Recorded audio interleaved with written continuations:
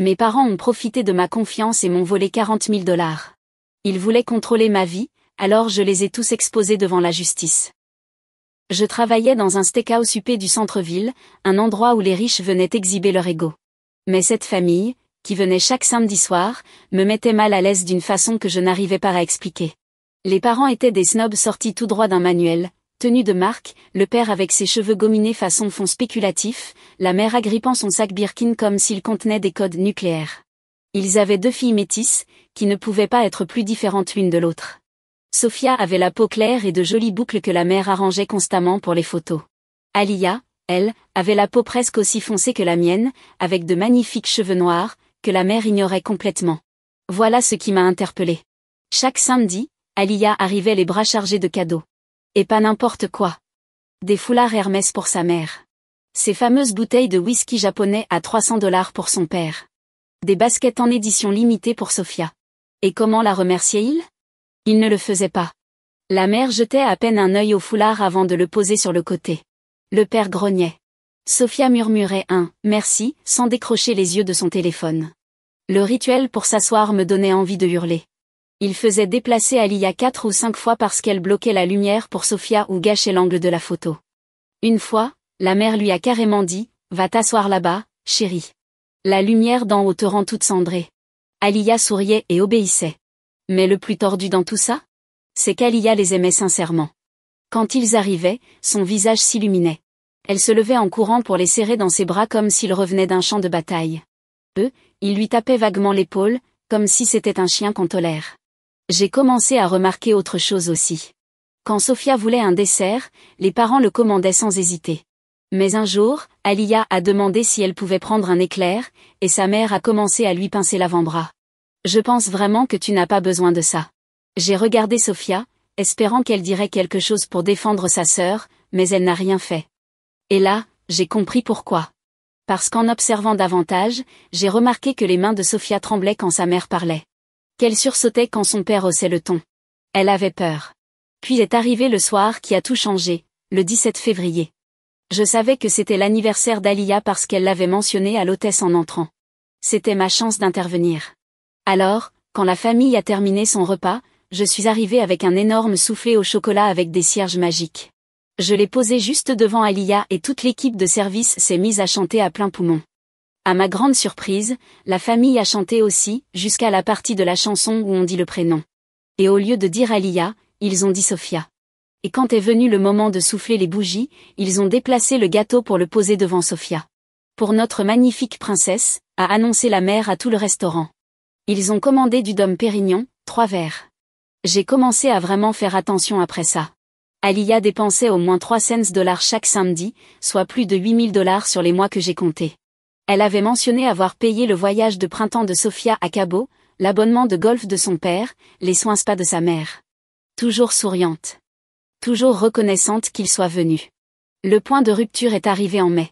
La carte d'Alia a été refusée. Elle en a essayé une autre. Refusée aussi. Le visage de sa mère s'est tordu de dégoût. C'est humiliant. Comment peux-tu ne pas connaître ton solde bancaire ? Quel genre de personne sort sans vérifier ? Son père a ajouté en murmurant d'un ton furieux, peut-être que si tu n'étais pas aussi foncé, tu aurais un copain pour t'aider. C'est là que j'ai vu Sophia trembler alors qu'elle disait, d'une voix cassée, « Oui, Alia, pourquoi es-tu si irresponsable ?» Une larme a coulé sur sa joue. Elle a murmuré un « Je suis désolée » quand ses parents ne regardaient pas. Alia fouillait frénétiquement dans son sac, sortant des billets froissés. « Je suis désolée, je viens de payer le programme d'échange de Sophia à l'étranger, j'ai mal calculé, et je suis payée mardi, toujours des excuses avec toi. » Pas vrai, Darky, a coupé la mère. Je me suis approchée et je me suis plantée devant leur table. Mon patron n'était pas là ce soir-là, alors je savais que je pouvais dire ce que je voulais. Et c'est exactement ce que j'ai fait. Elle a dépensé près de 10 000 $ pour vous depuis que j'ai commencé à compter. 10 000. Je l'ai vu commander des salades en accompagnement pendant que vous vous goinfrez de surf and turf. Je l'ai vu vous offrir des cadeaux de luxe alors qu'elle porte les mêmes chaussures trouées chaque semaine. On en a marre de vous. Je n'ai pas fini. Je l'ai empêchée de m'interrompre. Elle s'illumine comme un sapin de Noël quand vous entrez, et vous la traitez comme une domestique. Vous êtes le genre de parent dont les autres parents parlent comme exemple à ne pas suivre. Tout le restaurant nous écoutait. Sophia pleurait à chaudes larmes, avec ce qui ressemblait à du soulagement. Les parents ont attrapé leurs affaires et sont sortis en trombe, laissant Alia assise, sidérée. Dès qu'elle a compris ce qui venait de se passer, elle est venue me serrer dans ses bras. Mais le message vocal que la mère m'a laissé à 3 heures du matin m'a fait froid dans le dos. Sa voix dégoulinait de venin pendant qu'elle expliquait exactement comment elle allait détruire ma vie. Elle savait où je travaillais, évidemment. Elle allait découvrir où j'habitais. Elle s'assurerait que je ne retrouve plus jamais de travail dans cette ville. L'enregistrement durait 12 minutes, chaque menace plus délirante que la précédente. Je suis arrivée au travail le lendemain avec des cernes jusqu'au menton. Mon manager m'a convoqué dans son bureau avant même l'ouverture. Mon estomac s'est noué en voyant la plainte imprimée sur son bureau. Selon les parents, je m'étais approchée de leur table sans raison, j'avais proféré des insultes devant des enfants attablés à côté, et je les avais intimidés physiquement. Ils affirmaient que je les surveillais depuis des mois d'une manière dérangeante. Mes mains tremblaient pendant que je sortais mon téléphone. J'avais commencé à enregistrer dès que je m'étais dirigée vers leur table, au cas où. Le visage de mon manager a complètement changé en écoutant l'audio. Les voix des parents étaient parfaitement audibles, surtout les insultes. Une fois l'enregistrement terminé, mon manager s'est renversé dans son fauteuil et s'est frotté les tempes. « Tu n'as pas de problème, m'a-t-il dit. Mais ces gens ont l'air instables. Documente tout. Fais attention. » Je pensais que ça s'arrêterait là. J'avais tort. 2 jours plus tard, elle est revenue pendant le rush du déjeuner. La mère. Seule à une table pour 2 dans ma section, ses lunettes de soleil de marque toujours sur le nez, même à l'intérieur. Elle a commandé de l'eau. Rien d'autre. Elle est restée assise là pendant 2 heures, à me prendre en photo et en vidéo avec son téléphone. Quand j'essayais de servir les autres tables, elle me faisait signe pour se plaindre. L'eau était trop froide. Puis trop tiède. Les glaçons n'avaient pas la bonne forme. Mes collègues ont commencé à remarquer. L'un d'eux, Nicolas, a proposé de prendre sa table. Elle a refusé, exigeant que ce soit moi qui la serve. Quand je lui ai apporté l'addition pour son eau, elle a laissé un pourboire d'1 centime et écrit impoli en rouge à lèvres sur le reçu. C'est devenu sa routine. À chaque service, elle était là. Table différente, mais même scénario, eau, plainte, photo. Elle orientait son téléphone pour me filmer sous des angles peu flatteurs pendant que je portais des plateaux lourds. Une fois, elle a accidentellement tendu le pied alors que je passais, manquant de peu me faire tomber pour $100 de nourriture. Les publications Facebook ont commencé à apparaître une semaine plus tard. Une cliente régulière, Vicky, m'a prise à part un après-midi, l'air inquiète. Elle m'a montré son téléphone. Dans le groupe Facebook du quartier, plusieurs posts parlaient de moi, vidéos montées pour donner l'impression que je balançais les assiettes, photos prises en plein clignement d'œil pour me faire paraître folle.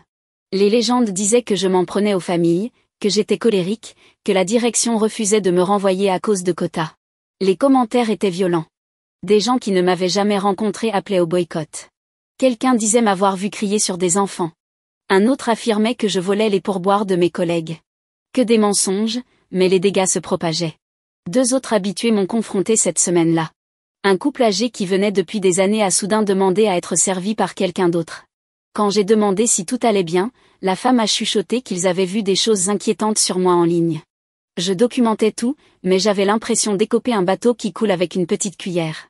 La mère avait transformé le harcèlement en article. Elle savait exactement jusqu'où aller sans dépasser les limites légales. Puis, un mardi après-midi, tout a changé. Je roulais découvert pendant une période creuse quand Alia est entrée, seule. Sans cadeau. Sans sourire. Elle avait l'air de ne pas avoir dormi depuis des jours. Des cernes sous les yeux, les cheveux attachés en un chignon décoiffé. Elle a demandé à être dans ma section. Je dois te dire quelque chose, a-t-elle dit dès que je suis arrivée. Ses mains tremblaient alors qu'elle sortait un dossier épais rempli de papiers. Mes parents me volent depuis des années. Les documents racontaient une histoire terrifiante. Des cartes de crédit ouvertes à son nom dès ses 18 ans. Des prêts qu'elle n'avait jamais demandés. Des cartes de magasins au plafond explosé, dans des enseignes où elle n'avait jamais mis les pieds. Les papiers montraient plus de $40 000 de dettes, toutes liées à son numéro de sécurité sociale. Je ne l'ai découvert qu'en essayant de louer un appartement, dit-elle, la voix brisée. Mon crédit est détruit. 7 ans de paiements impeccables sur mes vraies cartes ne comptent plus face à ça. Elle m'a montré des messages de Sophia. Sa petite sœur enregistrait leurs parents depuis plusieurs semaines apparemment. Des fichiers audio où on les entend rire en parlant d'utiliser les informations d'Alia. Son père s'en vantait, c'était facile, disait-il, puisqu'Alia leur faisait confiance avec ses papiers pour les impôts.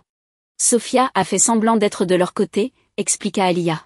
Mais elle récoltait des preuves. Elle a peur, mais elle ne pouvait plus rester spectatrice. La porte du restaurant a sonné. Le visage d'Alia est devenu livide quand sa mère est entrée, balayant la salle du regard comme un prédateur.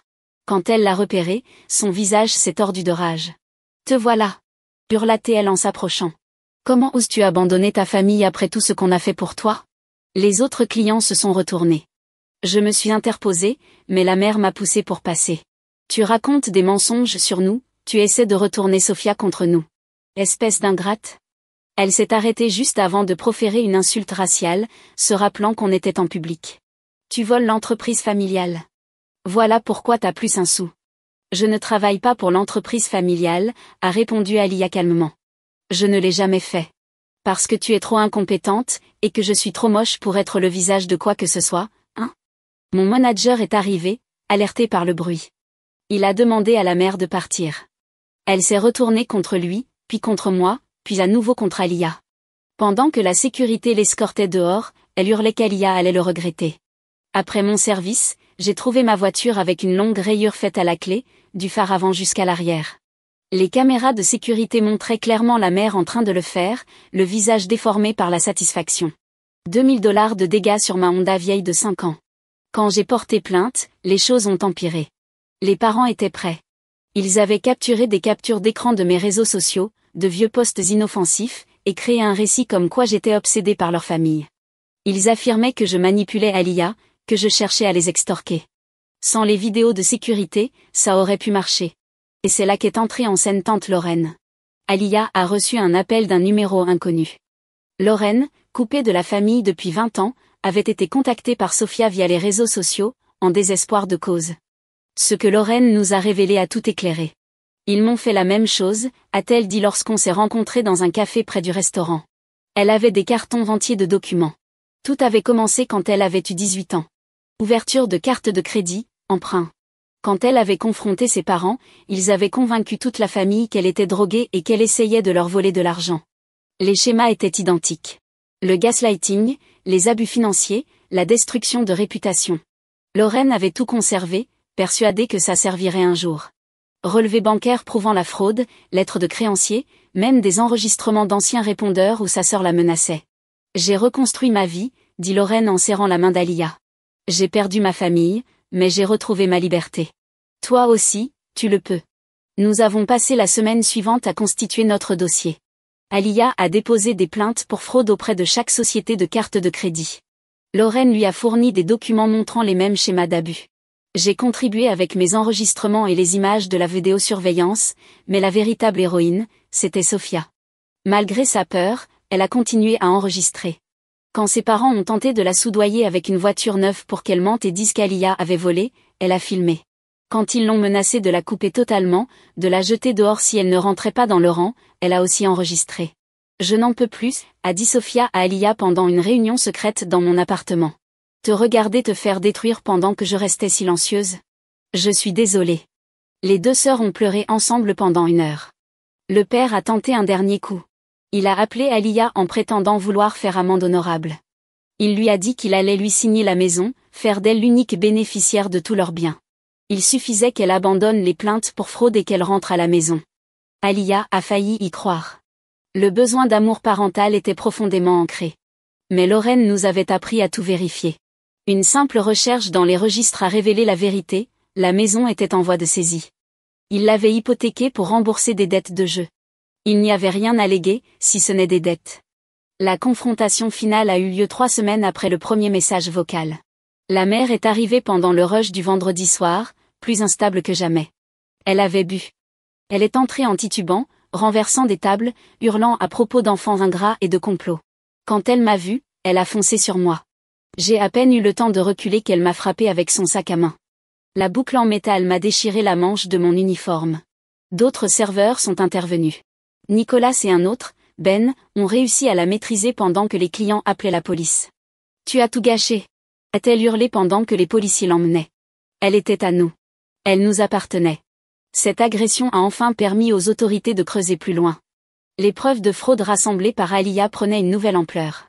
Les documents de Lorraine révélaient des décennies d'abus. Les enregistrements de Sophia montraient l'intention claire de frauder. Les jours suivants se sont enchaînés dans un flou de dépositions et de paperasse. L'agression au restaurant avait ouvert des portes auxquelles les parents ne s'attendaient pas. La détective Martinez, une femme stricte aux yeux doux, a pris notre affaire très à cœur après avoir vu les vidéos de sécurité. On dépasse ici le cadre d'une simple agression, nous a-t-elle dit lors de notre 3e entretien. Les accusations de fraude financière, combinées à un harcèlement documenté, nous permettent de poursuivre pour usurpation d'identité. Alia était assise à côté de moi dans la petite salle d'interrogatoire, serrant le dossier de preuves qu'on avait compilé. Ses mains ne tremblaient plus. À la place, une détermination nouvelle brillait en elle. Elle a présenté à la détective chaque compte frauduleux, en expliquant la chronologie, en montrant que les ouvertures coïncidaient toujours avec des périodes où ses parents demandaient ses papiers pour l'aider avec ses impôts. Le visage de la détective s'est assombri lorsqu'Alia a montré un relevé en particulier. Celui-ci a été ouvert quand j'avais à peine 18 ans, a expliqué Alia. Ils m'ont dit que c'était pour les urgences, qu'ils s'occuperaient des paiements. Je n'ai jamais vu la carte. Pendant ce temps, Sophia logeait chez une amie de l'école, trop effrayée pour rentrer chez elle, mais pas encore prête à emménager chez Lorraine. Elle appelait Alia en pleurs presque chaque nuit, déchirée entre la culpabilité d'avoir gardé le silence et la peur de la réaction de leurs parents. Un soir particulièrement difficile, elle a révélé quelque chose qui m'a retourné l'estomac. Il me faisait m'entraîner, a-t-elle murmuré au téléphone, en haut-parleur. Chaque semaine, il me faisait répéter des méchancetés à te dire. Il disait que c'était pour mon bien, que je devais apprendre à être forte. Si j'étais trop gentille, maman. Elle me pinçait aussi. Aux endroits où ça ne se voit pas. Le visage d'Alia s'est décomposé. Je l'ai vue lutter pour rester forte pour sa sœur, mais ce nouvel aveu était un coup de massue. La dimension systémique des abus dépassait tout ce qu'on avait imaginé. Comme on pouvait s'y attendre, les parents n'ont pas réagi calmement à l'enquête. Ils ont engagé un avocat hors de prix, qui nous a aussitôt bombardé de lettres de mise en demeure. Ils nous accusaient de diffamation, de harcèlement, de préjudice émotionnel. L'ironie ne nous échappait pas. Leur avocat, un requin en costume 3 pièces, s'est même présenté au restaurant pendant l'un de mes services. Il a exigé d'être assis dans ma section, a commandé le steak le plus cher, et a ostensiblement pris des notes à chacune de mes apparitions. Quand je lui ai servi son plat, il a glissé une grosse enveloppe sur la table. Mes clients sont prêts à mettre fin à tout ça, a-t-il dit d'un ton mielleux. 50 000 $ pour mademoiselle Alia, en compensation. Toutes les charges abandonnées, et chacun retourne à sa vie. Je suis restée impassible en remplissant son verre d'eau. Je suis juste serveuse, monsieur. Je ne peux pas discuter de questions juridiques pendant mon service. Il a souri, carnassier. Bien sûr. Mais peut-être pourriez-vous transmettre le message. Mes clients tiennent beaucoup à régler ça à l'amiable. Ce soir-là, nous nous sommes retrouvés chez Lorraine pour discuter de l'offre. Lorraine a ri, amèrement, en entendant le montant. 50 000 ? S'est-elle moquée. Ils ont volé 40 000 rien qu'à Alia. Et probablement plus qu'elle n'a même pas encore découvert. Ils m'en ont volé 30 000 il y a 20 ans. Et ils pensent que 50 000 suffisent pour tout effacer ? Mais je voyais Alia hésiter. La promesse de cet argent, la possibilité de tourner la page, c'était tentant. Elle dormait sur le canapé de Lorraine, incapable de se payer un appartement à cause de son crédit détruit. L'enquête épuisait tout le monde. Et s'ils avaient raison ? A murmuré Alia. Et si j'étais vraiment ingrate ? Ils m'ont élevée. Ils ont pourvu à mes besoins. Stop, dit Lorraine d'une voix ferme. Ils ont pourvu à tes besoins avec ton propre argent. Ils ont volé ton avenir pour financer leur présent. Ce n'est pas de l'amour. C'est du vol. La voix de Sophia grésilla depuis le haut-parleur du téléphone. S'il te plaît, n'abandonne pas, Alia. Si tu acceptes leur argent, ils gagnent. Et ils recommenceront. Peut-être avec moi.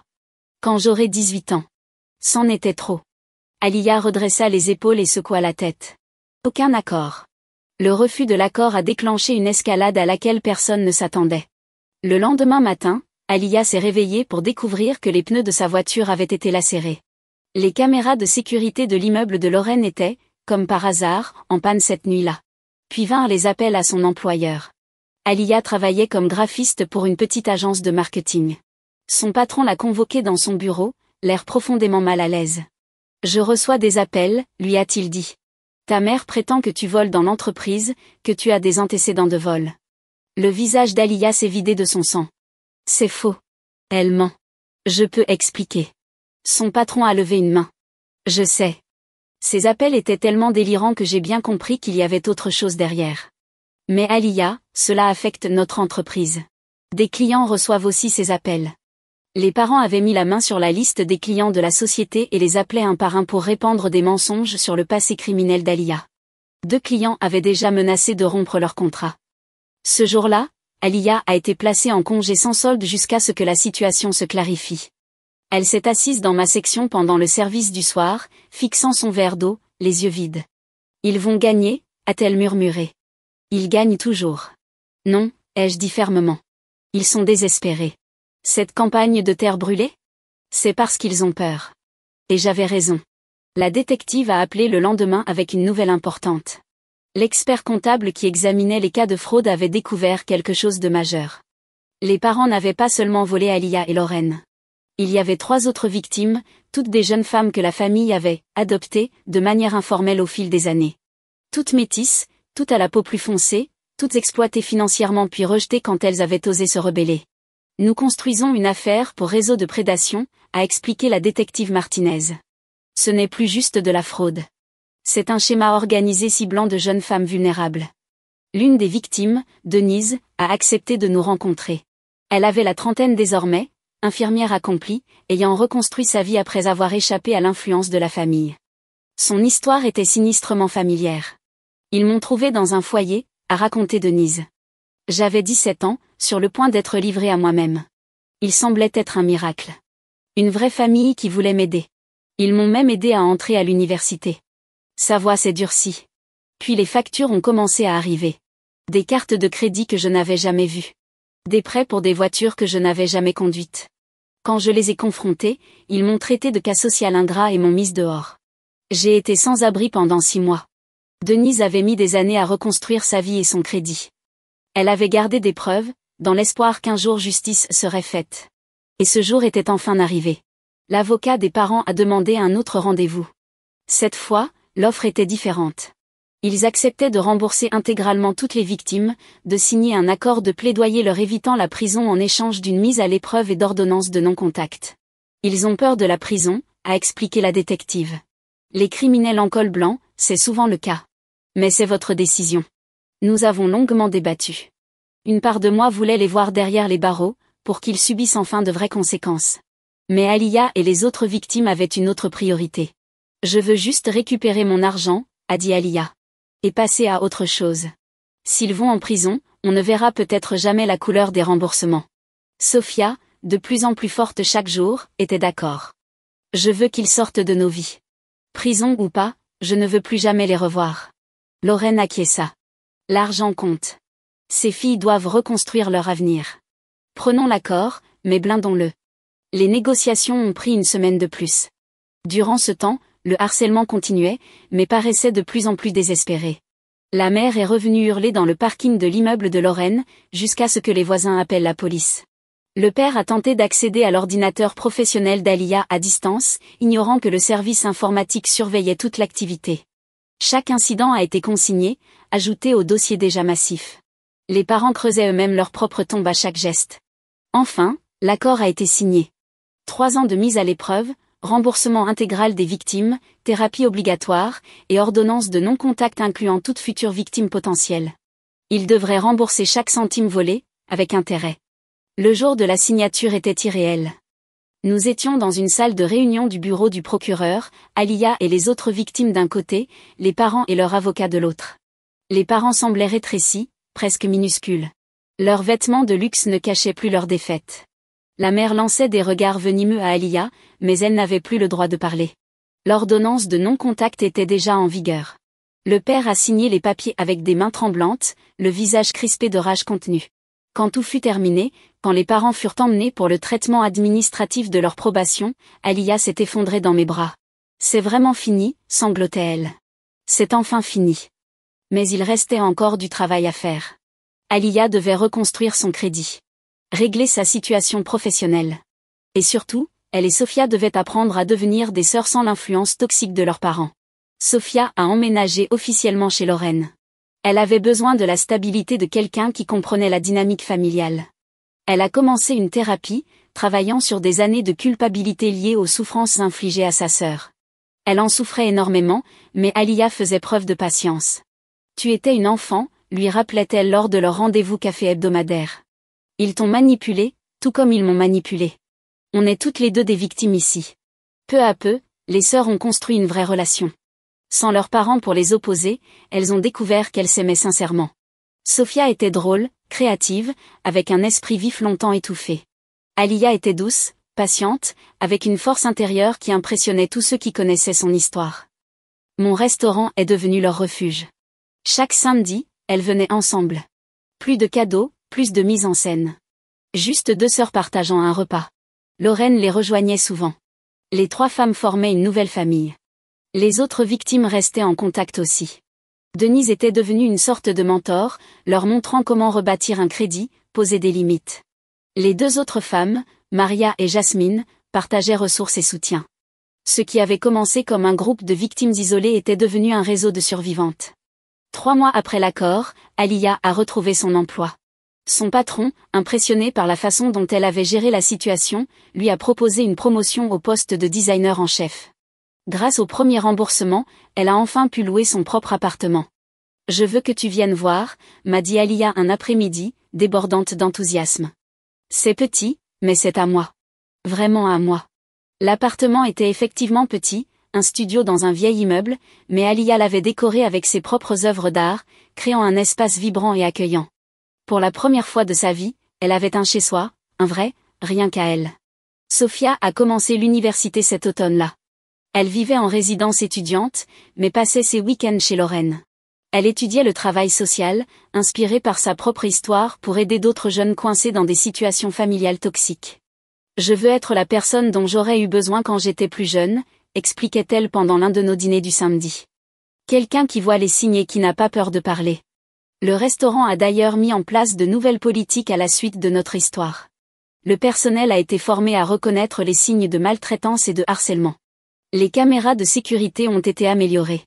Un protocole clair a été établi pour gérer les clients problématiques. Nicolas, qui avait aidé à maîtriser la mère lors de sa dernière crise, était devenu particulièrement vigilant. « Personne ne devrait avoir à vivre ça au travail », disait-il. « On veille les uns sur les autres ici. » Les paiements de restitution arrivaient chaque mois, lentement mais sûrement. Les parents avaient été contraints de liquider leurs biens de luxe, de vendre leurs voitures, de réduire drastiquement leur train de vie. J'ai appris par des connaissances qu'ils avaient déménagé dans un petit appartement de l'autre côté de la ville, leur cercle social les ayant abandonnés dès que le scandale était devenu public. Une part de moi ressentait une légère pointe de pitié, mais il suffisait que je me rappelle le visage d'Alia ce soir-là, lorsque ses cartes avaient été refusées, l'humiliation que ses parents lui avaient infligée pendant des années, la destruction méthodique de son estime de soi. Non. Ce n'était pas de la cruauté, c'était la conséquence de leurs actes. 6 mois après la fin de toute cette histoire, j'ai reçu un appel de la détective Martinez. « Je me suis dit que tu voudrais savoir, » dit-elle. « On vient de les arrêter de nouveau. Ils ont tenté le même stratagème avec une nouvelle fille. Ils ont violé leur probation en moins de 6 mois. Cette fois, il n'y aurait pas d'accord. » Les parents faisaient face à de vraies peines de prison. La nouvelle victime, à peine âgée de 18 ans, avait été sauvée grâce au courage de celles et ceux qui avaient témoigné auparavant. Elle a vu les reportages, m'a expliqué la détective. Quand ils ont commencé à lui demander son numéro de sécurité sociale, elle a su que quelque chose clochait. Elle nous a appelés immédiatement. Alia a accueilli la nouvelle avec calme. « Je suis contente qu'elle soit en sécurité », s'est-elle contentée de dire. Mais je voyais bien la reconnaissance dans ses yeux. Leur histoire avait protégé quelqu'un d'autre. Leur souffrance avait un sens. L'anniversaire de la confrontation approchait. Alia a proposé qu'on le célèbre au restaurant, en invitant tous ceux qui avaient fait partie de son parcours, Lorraine, Sophia, les autres victimes, la détective Martinez, même mon manager qui nous avait soutenus du début à la fin. « Je veux reprendre possession de cet endroit », a-t-elle expliqué. Créer de nouveaux souvenirs pour effacer les anciens. Le dîner a été magnifique. Nous avons rassemblé plusieurs tables pour en faire une grande table conviviale. Tout le monde partageait des histoires de croissance et de guérison. Denise a parlé de la promotion qu'elle avait reçue.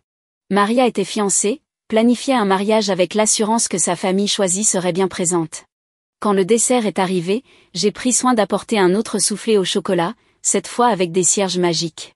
Et cette fois, quand nous avons chanté « Joyeux anniversaire », nous avons crié le prénom d'Alia avec force et fierté. Elle a soufflé ses bougies en larmes, mais des larmes de bonheur. Merci, a-t-elle dit en regardant autour de la table. Merci à vous tous. De m'avoir vu, de m'avoir cru, de vous être battus à mes côtés. Sophia a levé son verre de cidre pétillant. À la famille qu'on choisit, a-t-elle trinqué. Et au courage de se choisir soi-même.